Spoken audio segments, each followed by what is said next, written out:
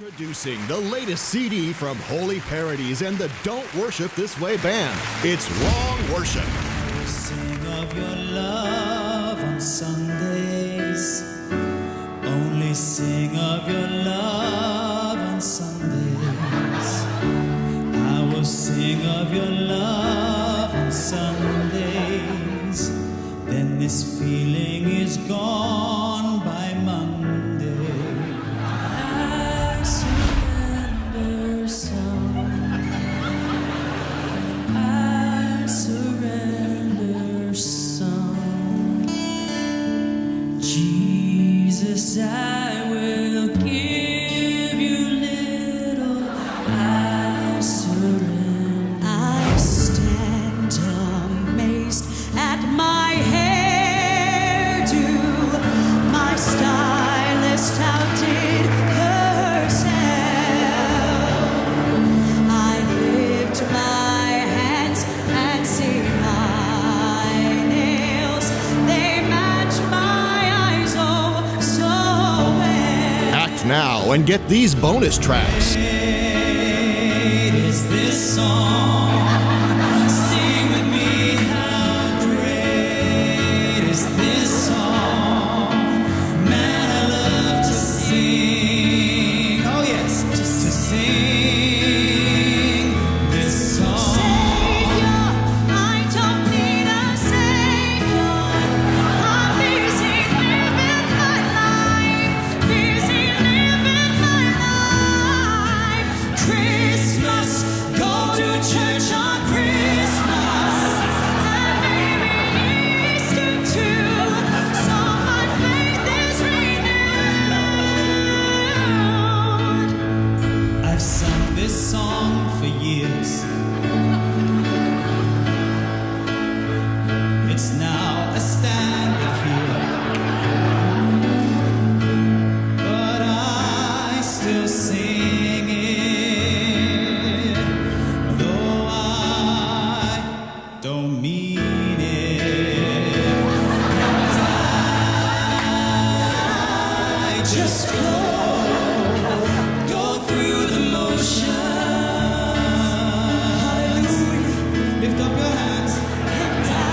Call now to get these just plain wrong worship songs. Sing them in your church, your car, anywhere you want to act like you're worshiping when you really aren't. I exalt me. I exalt me.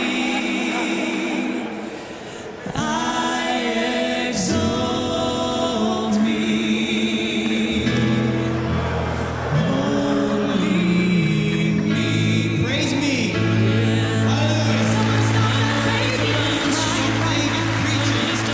Don't delay, order yours today. You'll be surprised what you find on YouTube when you just Google funny worship videos. So I hope you guys enjoyed that. Tonight, like I said, we're going to take just this week and talk about a specific subject that I think is relevant not only to our church, but to the church abroad and to the world as well. It's based off a study that I did recently on idolatry. The funny thing is about idolatry is that when we talk about it, most people just kind of zone out because they think about 2,000 years ago. They think about golden calves. They think about ritualistic things that happened back in Old Testament times, and they just think idolatry is not an issue for me. I'm not an idol worshiper. I only worship God. The sad thing is that's not true at all. 2,000 years ago, the Egyptians actually had a different god for every district within their land. They were the Baskin-Robbins of idolatry. And when we're so removed from that and what we picture of it, we picture Charlton Heston coming down from the mountain, and we see the Israelites that are building the calf, and the earth opens up and it gets really bad really quick. But the thing about it is idolatry is alive and well in our culture today as it was back then. It just has a different face. It looks different. It has a different costume. If you dig into the definition of idolatry, you will see extreme adoration, love or reverence for something or someone. Now, we all have things in our lives that we love, right? And people that we love. Me personally, I love to play softball. I love to play sports. I love to go and watch my children play sports. I love to spend time with my family. There's a lot of things that I love to do. And in and of itself, those things are not wrong. In fact, let me ask you a question. Is God against money?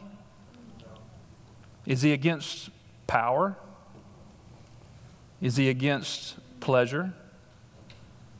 See, in and of itself, these things are what we call amoral, meaning they are completely neutral. In and of themselves, they're not wrong, and they're not right for that matter. They're just things. It's when we take those things and begin to distort them and begin to put the wrong spin and the wrong priority of things that they become wrong in our lives. It's not the thing that is wrong, it's us. I'm sure many of you are on Facebook and you see the ads about it's not gun control we need to look at, because the guns are not the problem. It's the people that are using them, and that's really true. In and of itself, that piece of metal, even the gunpowder, is not wrong or right. It's how it's used. If it's used right, then it's not wrong. But if it's used wrong, then it can be a horrible thing. It's the same thing when we talk about anything that we love or anyone that we love as well. The question has never been whether or not we will worship something. We've talked about this ad nauseum over the last few months. We will worship something. And the last couple of weeks, we have been talking about worship in the context of praise and worship, singing together as a corporate body on Sunday morning. We are stepping out of that now. We're talking about worship, the lifestyle of worship, what we put our focus, what we put our sacrifice, what we put everything into. This is what we're talking about. And we are hardwired to worship something. God has built it into our DNA. It's almost like we have a hole in ourselves that cannot be filled unless we worship Him. And if we worship anything else, it will never satisfy. He is the only one that can satisfy that. You know, in our culture, our own culture, and when we're watching TV and we're driving down the road looking at billboards, or you're looking at magazines or on the internet or anything, you're bound to get hit with marketing, with ads, commercials, left and right, all the times. In fact, there's a lot of people that watch the Super Bowl that don't even pay attention to the football. All they do is watch the commercials. People that have never watched football a day in their life, have no care in the world. They just want to see the commercials. And our culture has built into these commercials and the marketing things that attract worshipers. Buy this thing and it will make you the best athlete in the world. Take this pill and it'll make you look better.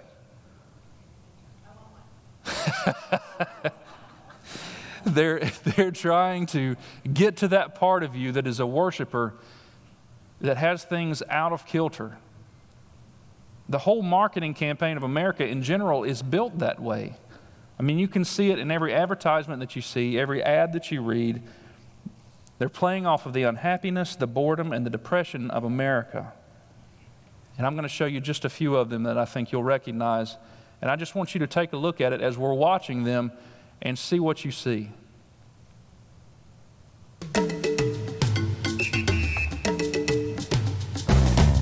Sometimes I dream that he is me. You got to see that's how I dream to be.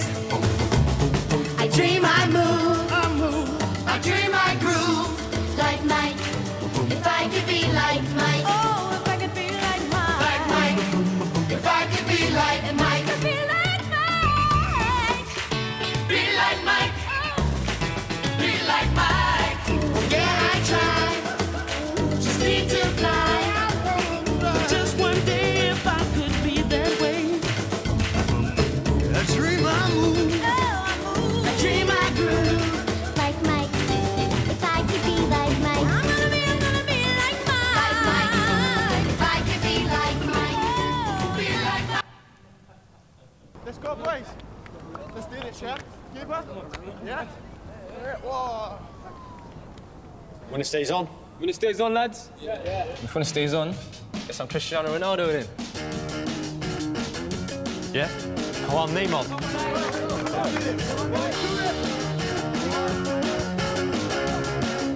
Oh, wait. You know I try so hard, but I think you don't see because I'm moving so fast. We call it rock and rolling. My weapon seems useless because you're on to me. You are impossible to read. You're always straight control. Keep going. Oh, oh, oh, it's a listen. Oh, oh, oh, it's a listen.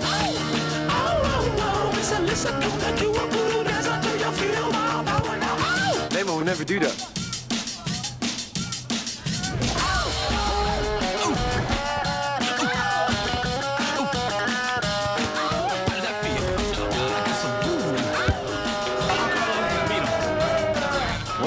And the crowd goes wild.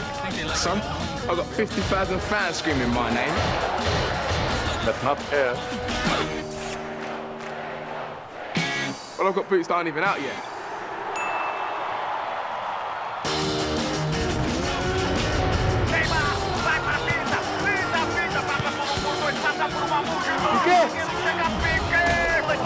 Perfectly timed. David Luiz! Você não para, Davi Luiz. Você tem uma peruca feia.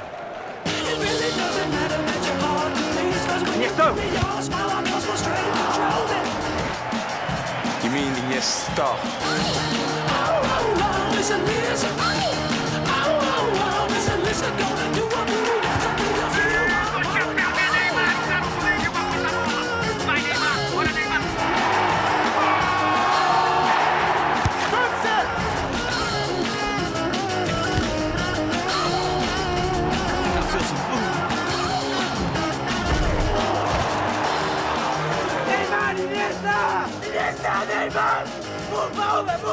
Zlatan thinks that Zlatan should take it.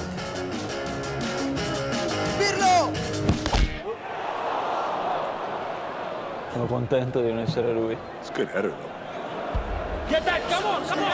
Come on! In motion, make the little girls dance 'cause I'm rocking. It really doesn't matter that you're It can't be the hope. It's a listen.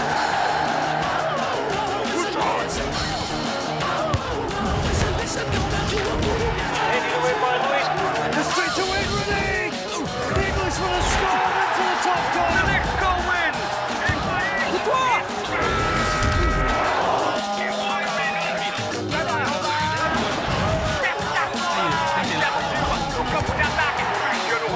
Vai, Cristiano, lindo passe, vai, garoto, vai nessa, garoto, linda fita, vai fazer, chega, Davi Luiz, opa!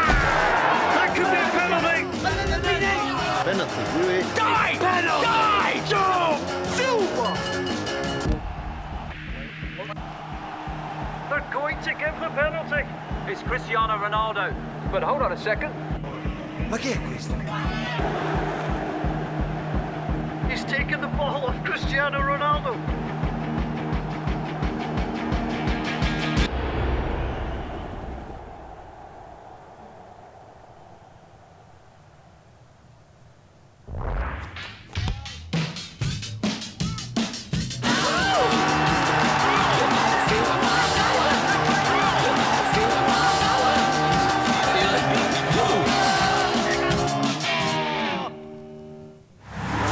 A few more you'll recognize. Marcia, what happened? Peter hit me in the nose with a football. I can't go to the dance like this. Well, I'm sure it was an accident, sweetheart. An eye for an eye. That's what Dad always says. I never said that, honey. Shut up! Time to teach Peter a lesson. Marcia, eat a Snickers. Why? You get a little hostile when you're hungry. Better? Better. Marcia, Marcia, Marcia. Jan, this isn't about you. It never is.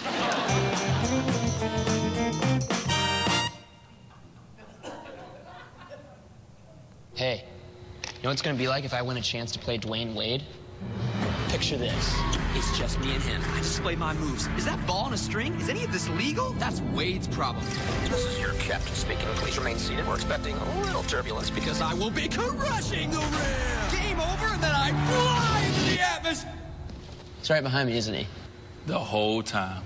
Go to sweatwiththebest.com for a chance to win athletic experiences by entering access codes from specially marked bottles. Hey, you know what it's gonna be like?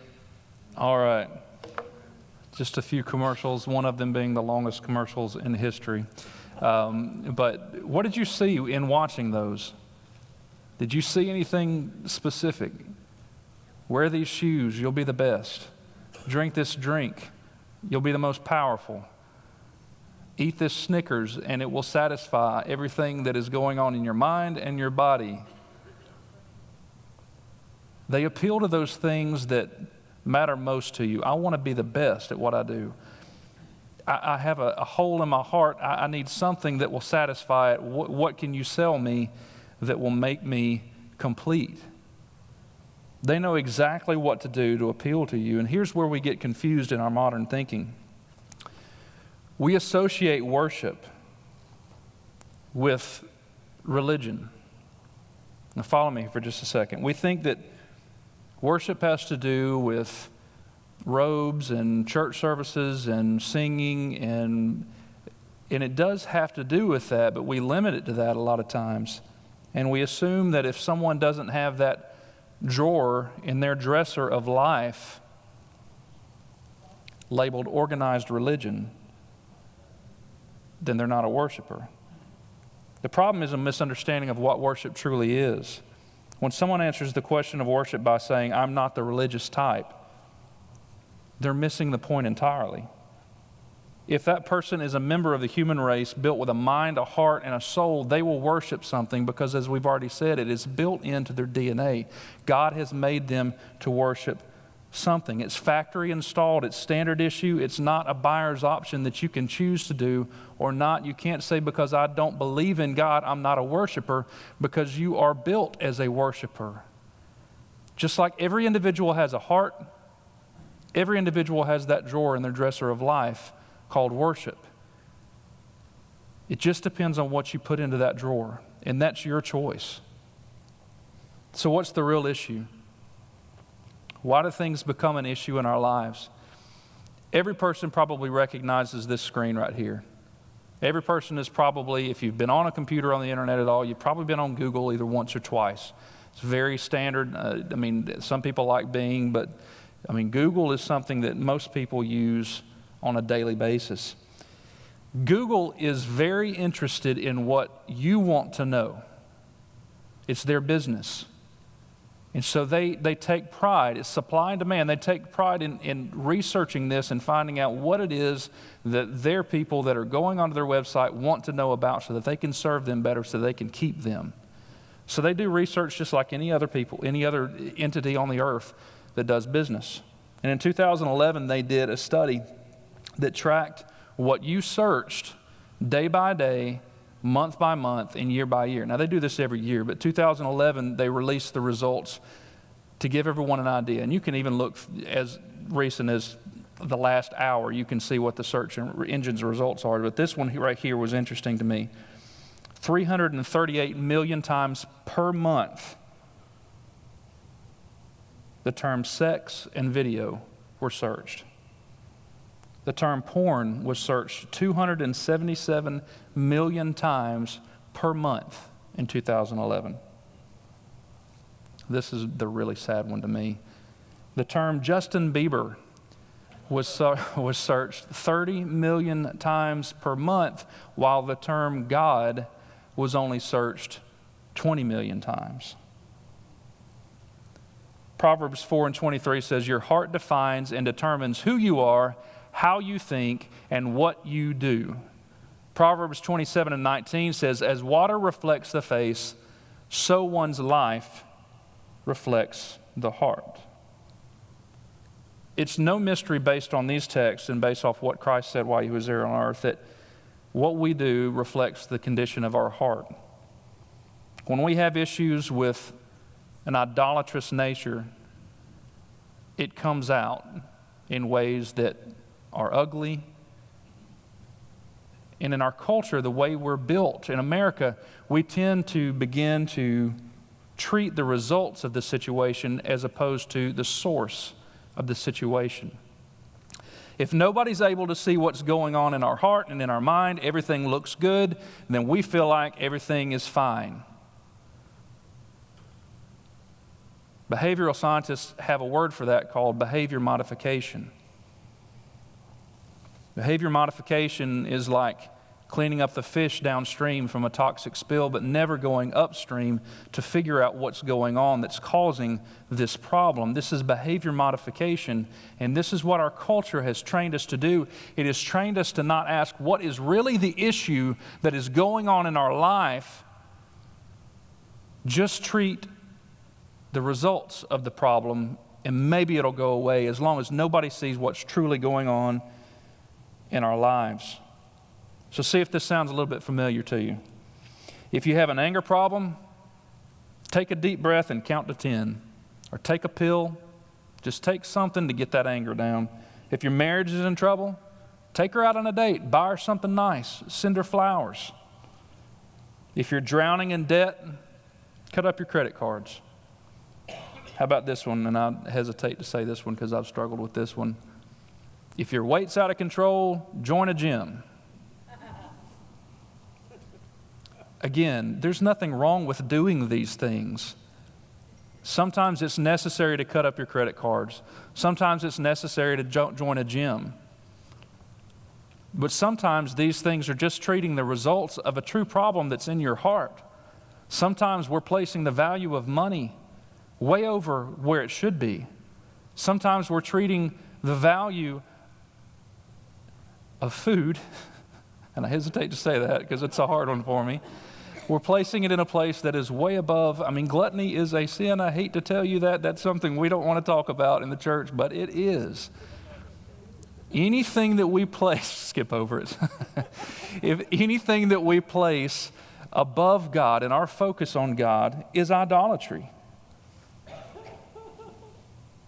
Again, we feel safe when no one can see what's going on, so we treat the results and not what's really going on. So let's take a walk upstream for a few minutes together. Let me ask you a few questions. What disappoints you? Are there things in your life daily that you can think back on that are disproportionately disappointing to you that you can't let go of in your past that is just driving you crazy? What about this? What do you complain about the most? If you complain about your financial situation at this time, maybe your value of money is out of whack. If you complain about a lack of respect within the office place, maybe you worry too much about what people think about you. Maybe you have a problem with vanity. I'm going to step back on this one again, because this one I may get something thrown at me. Where are your financial sacrifices? Honestly, if we were all to take an objective look at each other's bank statements, where's your financial sacrifice? What worries you?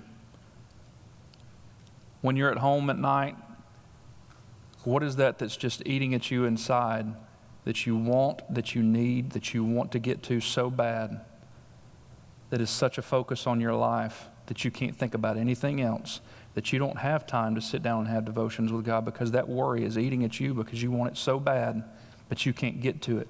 And all you can think about is, how can I get to it? How can I get that for myself?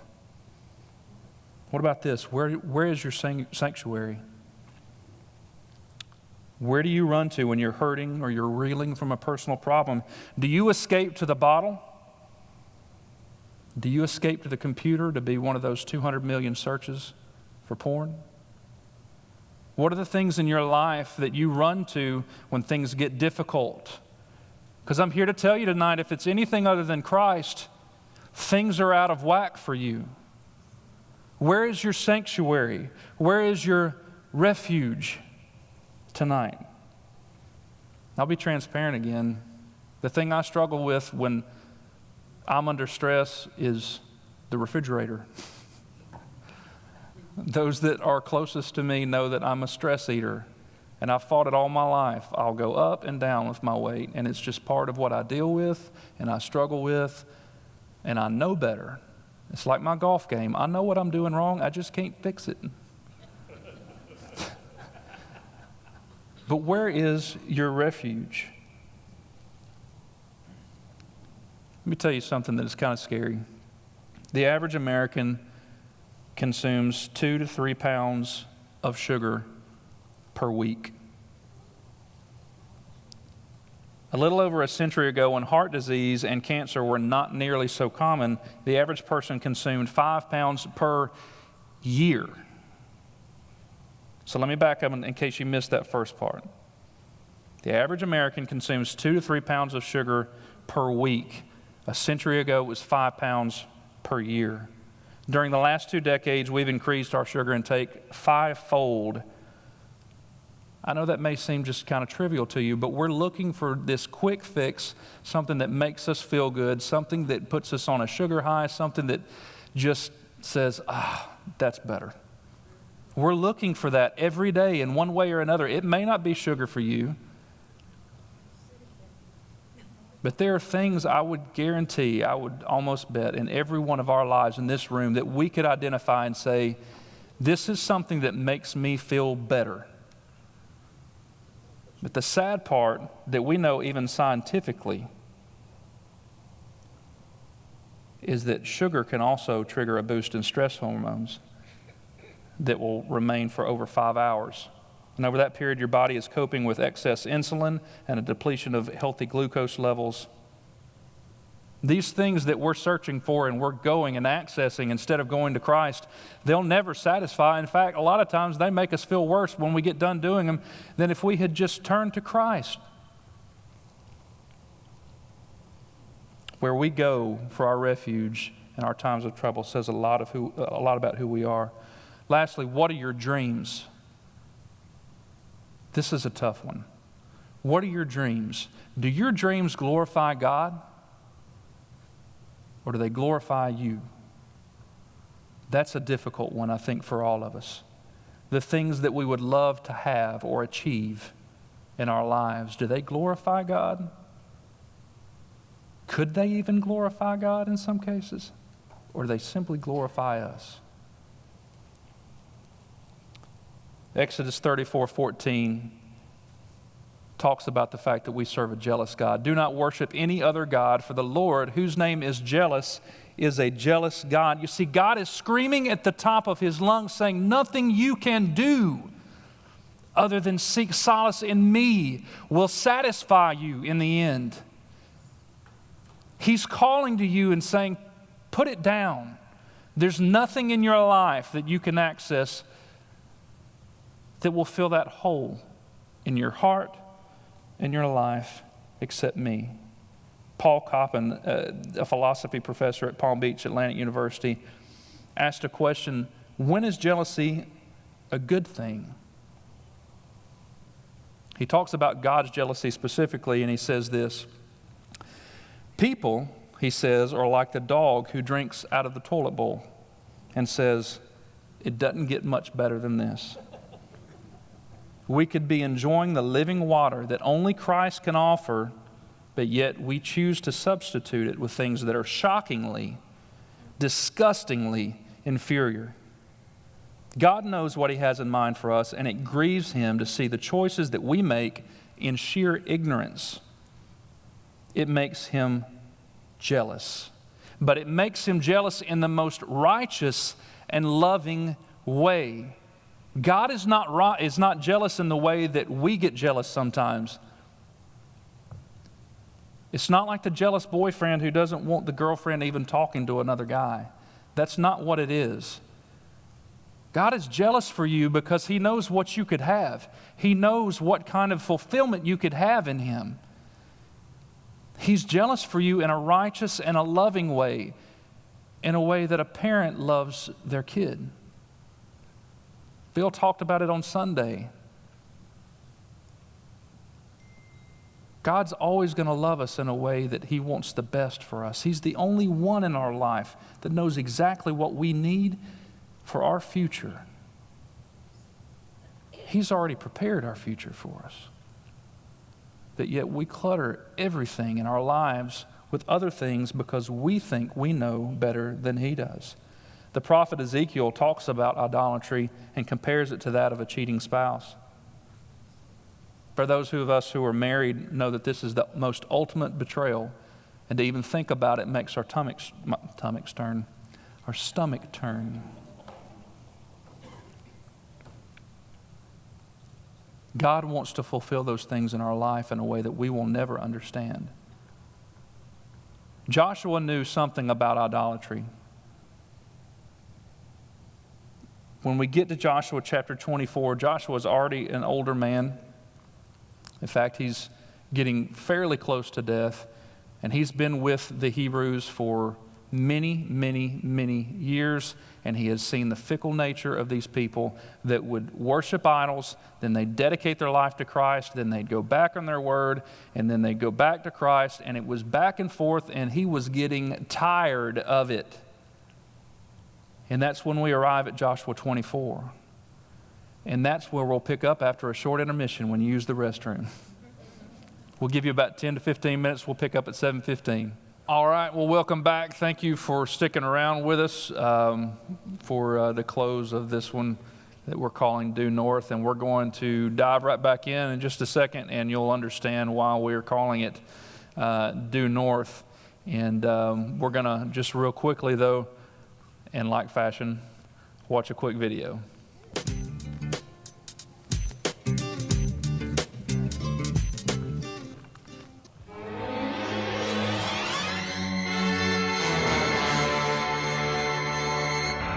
As a worship leader, as a lead worshiper, I'm doing something innovative. I'm using the heart of music and my heart to connect the heart of the people to the very heart of God's heart. I mean, that's never been done in the history of the church. What about hymns? Him who?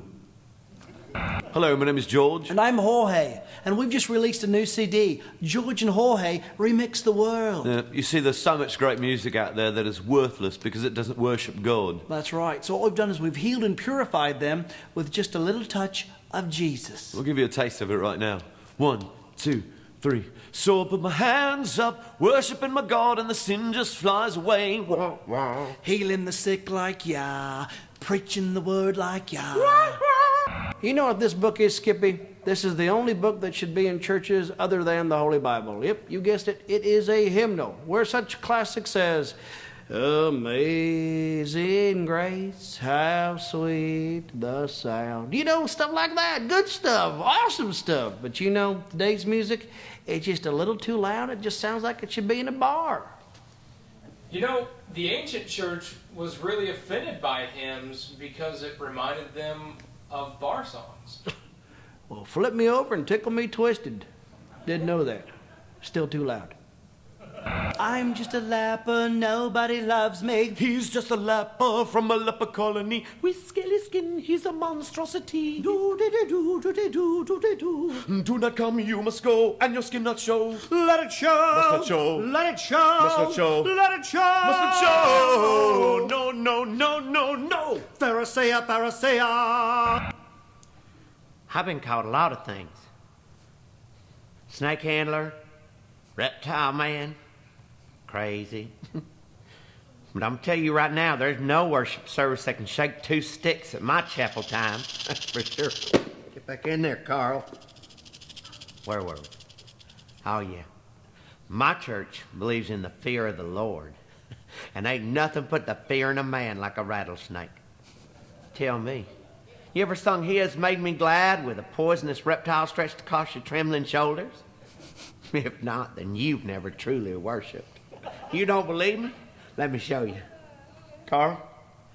Oh, Carl's out. Y'all start praying. Start looking around and start praying. I'm serious. That snake will kill you dead. Carl! All right, somebody get me some help. I ain't gonna touch that thing. I'm not a heathen. Ooh, ooh. I just got saved by my good Lord. Yeah. I just got saved by my good Lord. Oh, yeah. I just got saved by my good Lord. I'm not a heathen.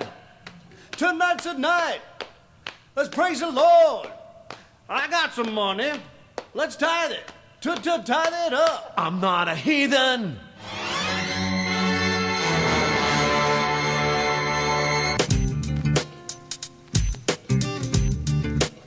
All right, just for the record, that's not preference. That's just bad. We're going to dive right in real quick. We left off with Joshua in Joshua 24, and Joshua dealing with the idolatry of the Hebrew nation. We talked about how he was getting later in his years and the fact that he had been dealing with the fickle nature of the Hebrew children. They would dedicate their lives to the Lord, then they would kind of get back into idolatry, and then they would dedicate their lives to the Lord, and they'd just go back and forth, and Joshua was flat out just getting tired of it. And we're going to join him in Joshua 24, 14 through 15, that says, "Now fear the Lord and serve him with all faithfulness. Throw away the gods your ancestors worshiped beyond the Euphrates River and in Egypt, and serve the Lord. But if serving the Lord seems undesirable to you, then choose for yourselves this day whom you will serve, whether the gods your ancestors served beyond the Euphrates or the gods of the Amorites in whose land you are living. But as for me and my household, we will serve the Lord." Joshua here is not being very passive. He's being very aggressive towards them and saying, this is enough. I'm tired of the way that you've been acting towards your Lord, the Lord your God that has delivered you so many times. Now make a choice. Because by not making a choice, you are definitely making a choice. The interesting thing about this scripture, though, if you look at it, you can read through it and just overlook the importance of the words of it, though, because he actually proposes 4 different directions that the people can go. And that's why we're talking about due north. He presents something to them that's almost like 4 points of a compass, to where they can make their own choice, but whatever choice they make will be taking them away from the other direction. They cannot choose more than one direction. It is one choice, one direction, and it will change their life forever. The first category that we're going to look at is the gods of your mothers and your fathers. Throw away the gods your ancestors worshiped beyond the Euphrates River. Even Abraham came from a family of polytheistic worship, meaning that his father worshiped many gods, many idols. And that's surprising for us, considering it was Abraham, but it's true. Idolatry was rampant in the area. There was a Mesopotamian god for nearly every conceivable purpose. There were cosmic deities, there were astral deities, there was a whole slew of specialized gods that corresponded with the demons that went beside them. In all actuality, the people that Abraham's father came from, dead people came back as spirits, they thought, to haunt their own children.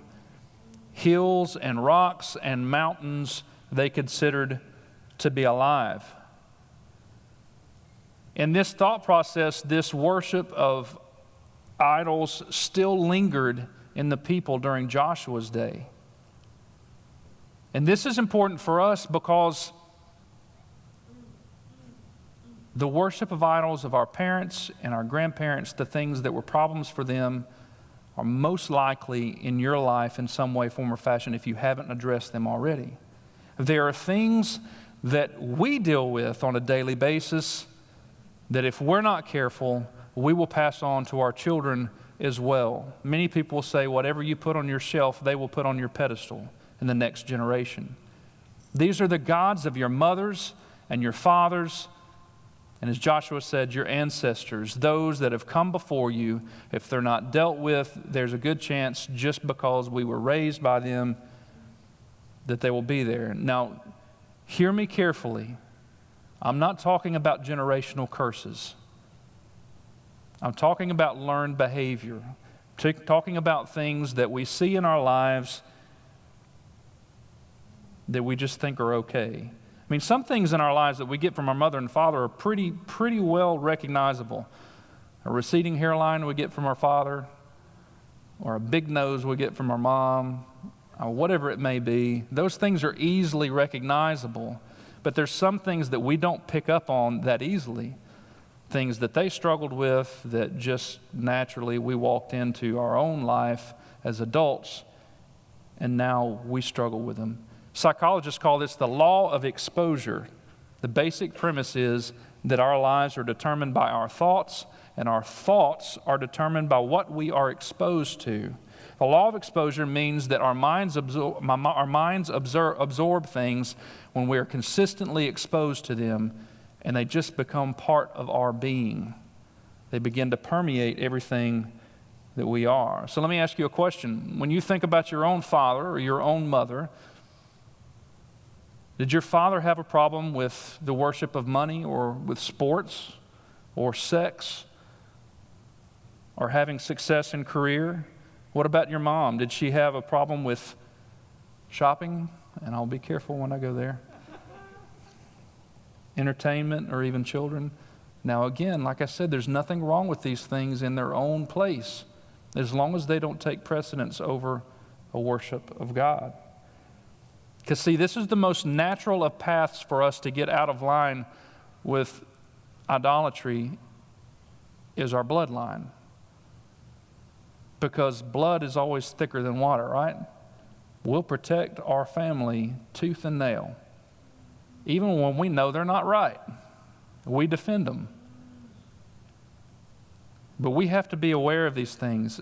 And furthermore, we have to be aware of these things that we're passing down to our own children, that the things that we have out of whack that take us away from a relationship with God may end up taking them away from relationship with God as well. Furthermore, the gods of your past.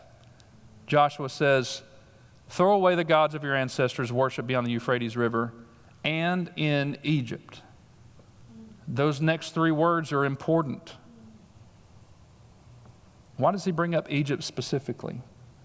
You have to realize that the Hebrew children had been in bondage in Egypt longer than the United States has been a nation.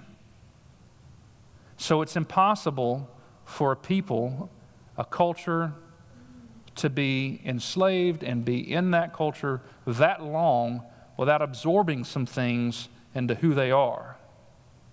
And Joshua says, God says, don't worship the gods of your past. God has delivered you out of Egypt.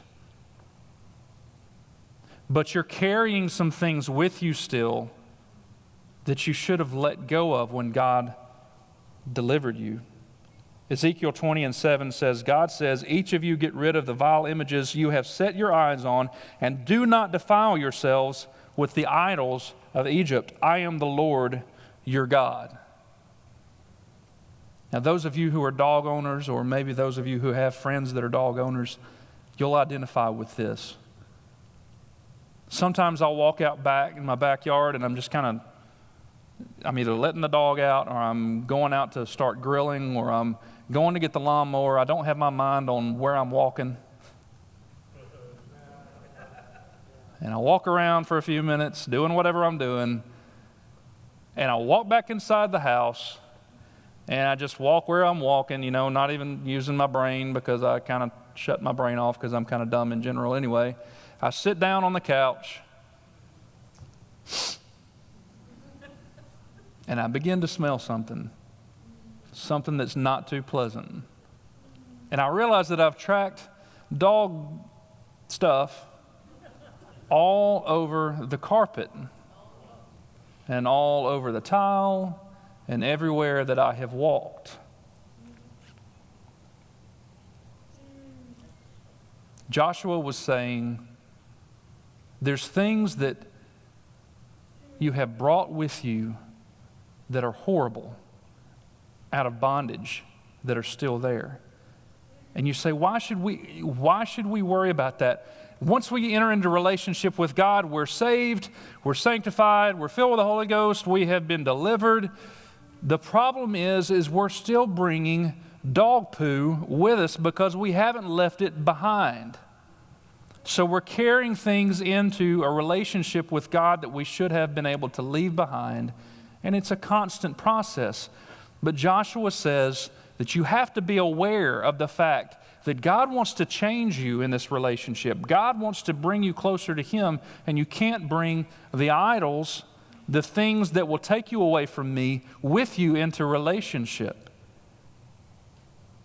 And Joshua is saying this to the Israelites, saying, you have to let go of that. Psychology calls this, I'm in the wrong place, excuse me.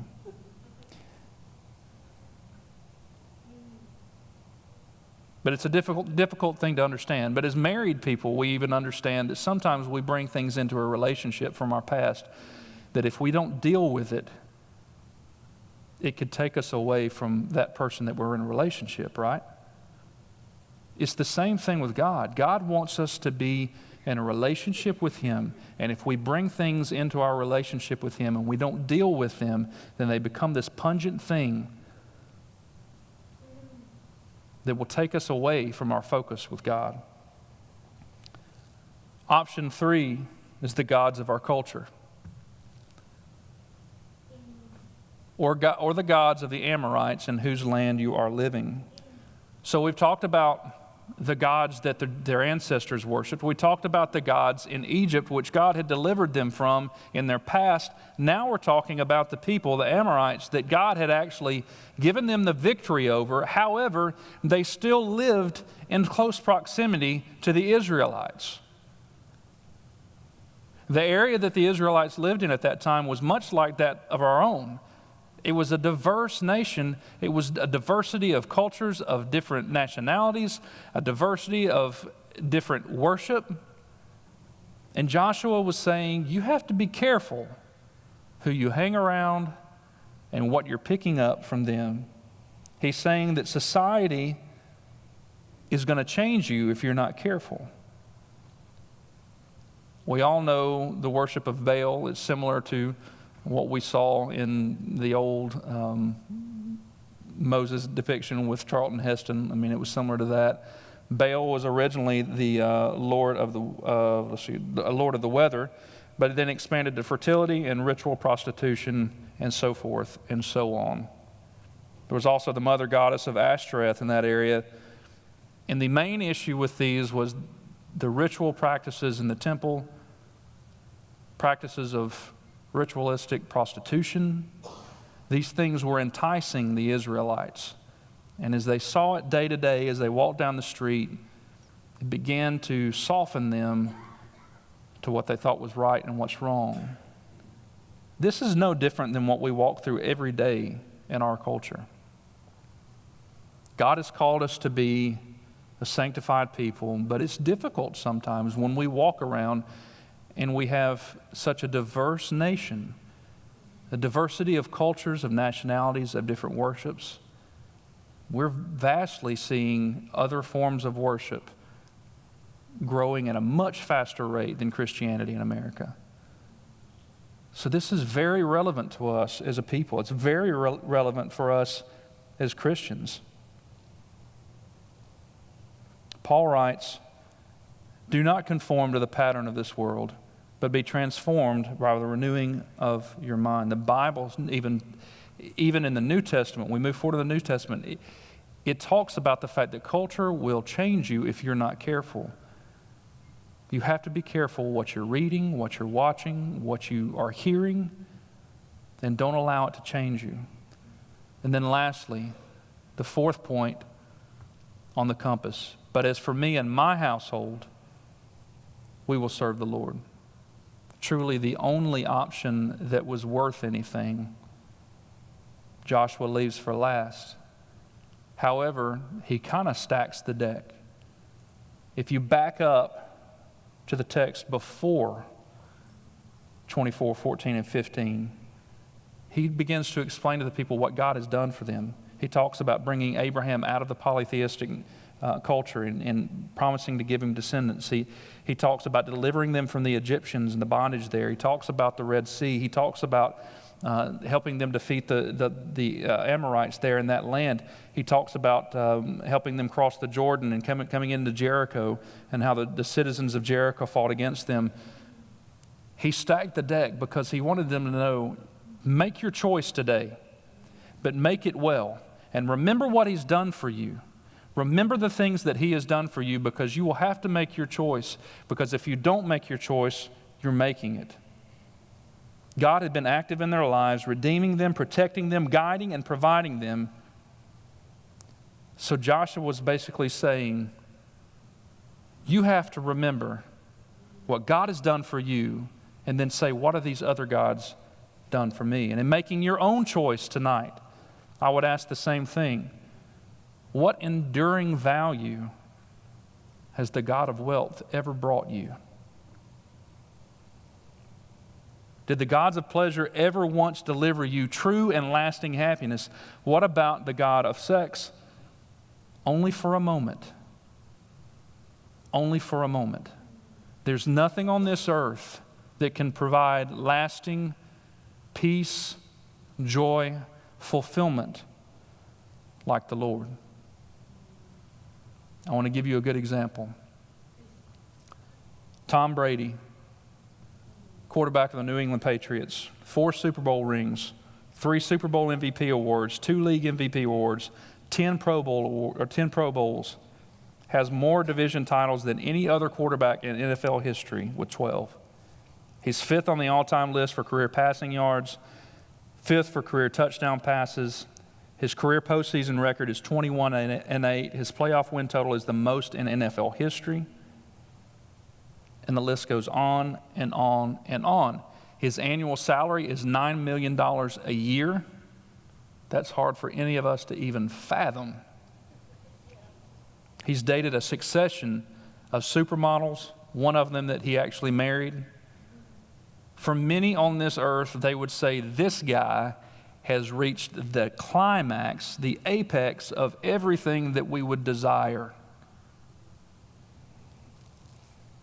He was interviewed by 60 Minutes.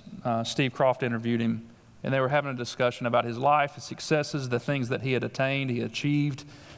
And Brady actually asked Croft, he said, "Why do I have 3 Super Bowl rings and still think there's something greater out there for me?" I mean, maybe a lot of people would say, hey man, this is what it's all about. I've reached my goal, my dream in my own life. But me, I think it's got to be more than this. This can't be all there is in life. Croft asked him what the answer might be, and Brady said, "I wish I knew.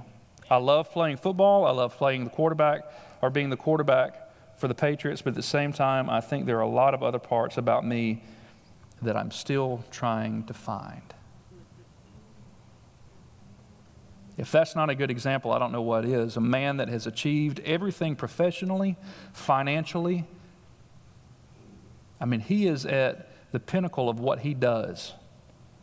Most likely will go down as probably the best quarterback in history, but still looking for more. Let's go back to Joshua for a moment real quick. Verses 16 through 18 in the same chapter says, "It was the Lord our God himself who brought us and our parents up out of Egypt from that land of slavery and performed those great signs before our eyes. He protected us on our entire journey and among all the nations through which we traveled. And the Lord drove out before us all the nations, including the Amorites who lived in the land. We too will serve the Lord because he is our God." So you think Joshua would be jumping in the air saying, finally, I have convinced them of God's goodness and his faithfulness to us. I have done my job. I can die a peaceful man. But Joshua continues to challenge them. We see right after that he continues to talk to them about the jealous nature of our God, about the holiness of our God. He's not satisfied with just this statement. And you say, why wouldn't he just be satisfied? He's gone through this. Why wouldn't he just die a peaceful man? This account has a cautionary ending for us. When we go into Judges, we see Joshua, son of Nun, the servant of the Lord, died at the age of 110, and they buried him in the land of his inheritance at Timnath-Heres in the hill country of Ephraim, north of Mount Gash. After that whole generation had been gathered to their ancestors, another generation grew up who knew neither the Lord nor what he had done for Israel. The gods of our lives will never surrender. The idols that continue to want our attention, to draw us away from the Lord, will never surrender. They may lose one generation, but they'll simply regather forces, get reinforcements, and they'll begin their attack again with the next generation. They will never stop. And Joshua knew that. Joshua knew that to his dying day, he had to preach the word of the Lord, that God was good, that he was the only thing that would satisfy the thing in their life that they were looking for. And I'm here tonight doing the exact same thing, because as believers, we have gone too long saying that we can simply give our lives to God, and that's enough. And we allow things in our life and our culture to begin to creep back in. And we never deal with the things that are in our lives that will take us away from the Lord. You say, JT, this seems so trivial. How is shopping going to take me away from the Lord? If you spend more time and more money shopping and clothing yourself or buying cars, seeking those things that will make you look a greater measure of a man in the eyes of those that are down the street trying to keep up with people and not trying to focus on God, then that's an idol. Things as simple as not being able to put the remote down at night, watching TV,